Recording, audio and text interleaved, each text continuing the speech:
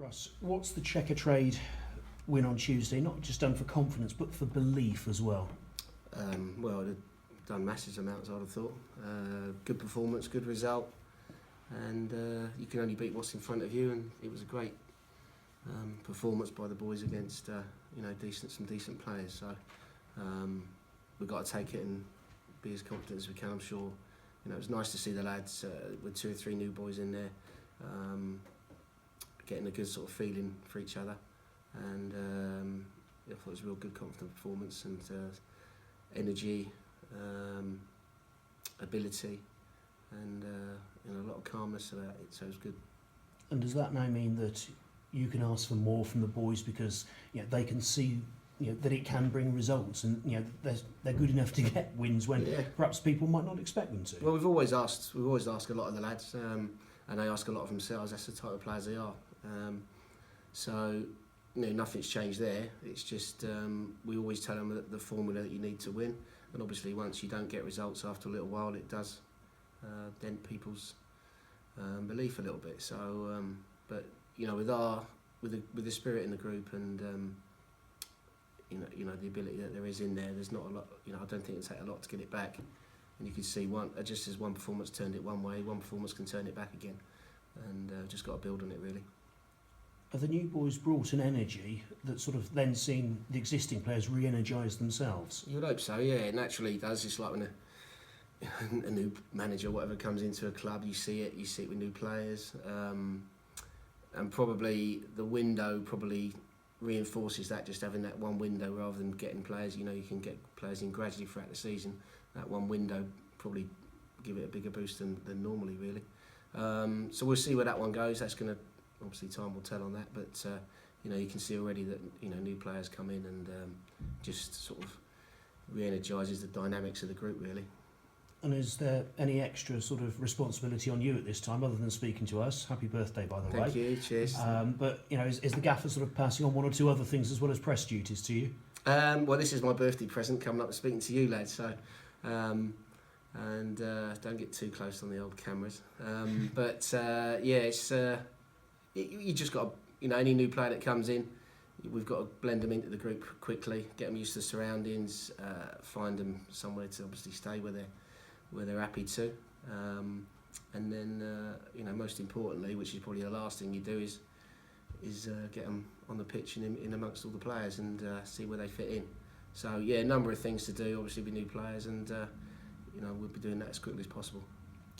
Obviously, one of the new players is an old player, Scott Brown. I mean, presumably that's just like fitting back into an old pair of goalkeeping gloves for him coming back here, isn't it? Yeah, I think it's important that we we've got some experience in there, and Griff was tremendous for us, but with Scott, you know what you're getting, and I'm sure I don't want to put any pressure on the lad, but he knows his way around this goal area, and I'm sure he'll be organising those in front of him to keep things at bay. No Harry Pell this weekend. How do you make up for the loss of not having a 6'4" human dynamo in there? No, well, we've got a few.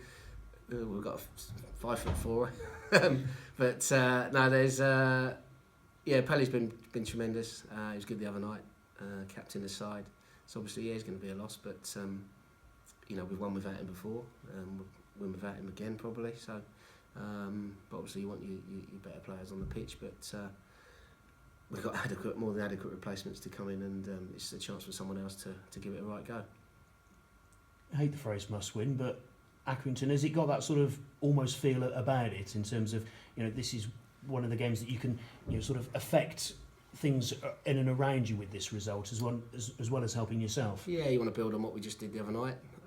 They'll want to do the same. They'll want to get themselves away from from where they are. So it is a big game, of course it is. Everyone's a big game now, but I think you can only affect what's right in front of you, and be it the next game, the next thing you do on the pitch, the next run you make, whatever it is. And if we can do that as confidently and as well as we can, then and all 11 do that, we've got a good chance. Injuries? How's the squad? Injuries? I think we're not too bad actually. I haven't seen Gav yet, but I think we're okay. I don't think there's too many problems from the other night. And is there a little bit of coincidence happening there with competition for places as it now is a bit of feel-good factor, and suddenly sort of those injuries might just heal a little bit quicker? Yeah, you think so. It's no one wants to be, certainly when new players coming in the door, no one wants to be sort of left behind and not in the side. All the lads are they're all great lads, so I'm sure we're all right. I think we're okay though injury-wise. Yeah. Thank you. Good luck. Cheers, Paul. Are you all any closer? Because he was training with the boys. Is he match ready yet? Not match ready, I would have said, but if you could chuck him in if you wanted to. I'd have thought he's experienced enough to handle it. Obviously, he probably wouldn't last the 90, but he's done really well. He's looked really good. Because he would be almost an oven-ready replacement for Pelly if he was fit, but it might be just a bit too soon. Yeah, without committing myself. Yeah, yeah, but he's like I said. Yeah, we have missed him. I think it was it Accrington that he last played. Yeah. So what was that? October time. Start November. So yeah, he's done well to come back. We had the problems before, didn't he, a couple of years ago, which kept him out for the whole season. So this time has been diagnosed well and treated very well, and he looks good, Asa. How much of a role are you playing in the recruitment drive in January, or is it all the manager on his phone and wheeling and dealing? Yeah, we all chirp him. We have staff meetings every day about players that obviously the lads we got here first and foremost, and then those that we feel that we've seen and that we know. And I get loads of calls and emails from people and agents and all that. So we just pass them on, and then we discuss them and see, get a list and see who's at the top of those lists and go from there. See what we can do and work our way down. So yeah, we all chirp in, all the lads, and and Pete's down regularly as well as on the phone obviously all the time. So there's a good few brains in there that put things together, and then manager sort of makes the final choice on who comes in really. How close are you to adding before Saturday? The manager said Tuesday night that still hoping for 2 or 3. Is that still the case? Yeah, it's going to be a busy sort of few days, few weeks. So, in the words of Manuel from 40 Tales, I know nothing. Oh, you know nothing, but you're willing to tell us. A lot of people talking about experience bringing in. Obviously, you had the period of time in charge where you were really sort of shopping in the desperation store, as it were, and you bought in experience. Was that all that was available to you then? And have you learnt from those players who didn't work out for one way or another? Have you learnt from that experience? And because Will Boyle's young and Manny's young, and Diego's young, they've got experience, but they're not the sort of the 30-year-olds. No, that's how I thought we were particularly young at that point.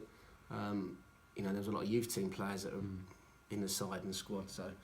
And that was particularly young, but you just got to get what you can, what you think's best at the time, and hopefully it works out. So you got to try and find the character right, and obviously the ability of the player, what they've done, are they still able to do it?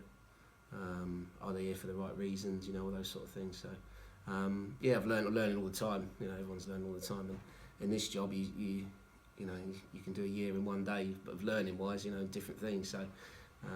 But it's great to be involved, and it's we should all relish this situation that we're in, really, even though we obviously don't want to be here, but in some ways it'd just be just as good an achievement as going up last year.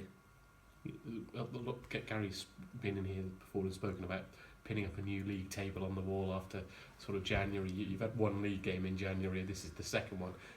Is there that real sense of this is a new group, this is a new team? Yeah, it's almost a new season. I think so, yeah.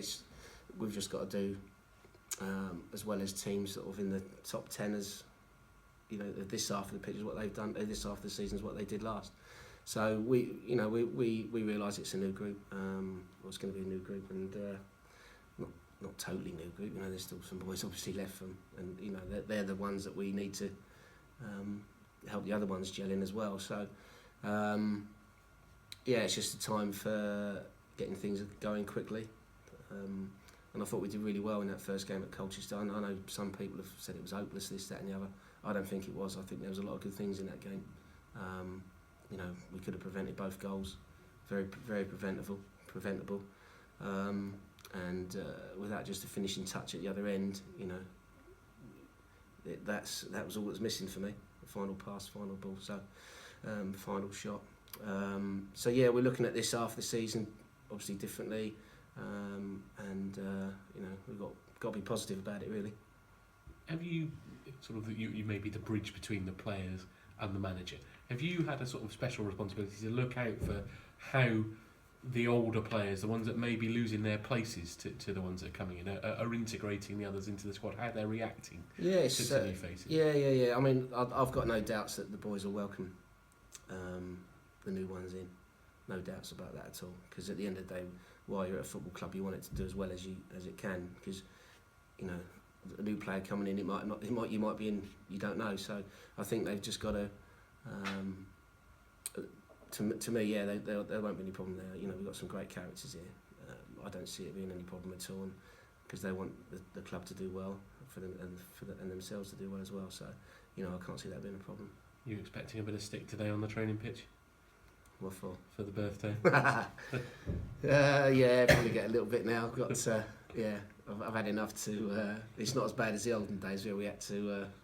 Under. Yeah, Steve had to ban that in the end. Yeah, he did. Yeah, it started to get a bit lively and a bit below the belt, and but there's one or two things that went on back in the day that you never get away with now. So especially flowering eggs, and so on. Yeah, bookie up the high street and stuff. So I'll leave it there. But especially with the school on our doorstep as well, I don't think we've got to do too much. Excellent. Cheers, Russ. Cheers, James. We've spoken about it being an important game. We called it a 6 pointer. How important is it at this stage of the season to not get cut adrift from the teams that are above you? Yeah, it's very important. I mean, there's a slight gap, but it's not it's not unbridgeable. I think if you start looking too early at things like that, you know, it does affect people's minds. I think we, you know, just got to do. The next thing we can do is what we can affect. Like I said before, if we do it as well as we can, with as much belief as we can, then, you know, we'll be okay. Thank you. Cheers, Russ.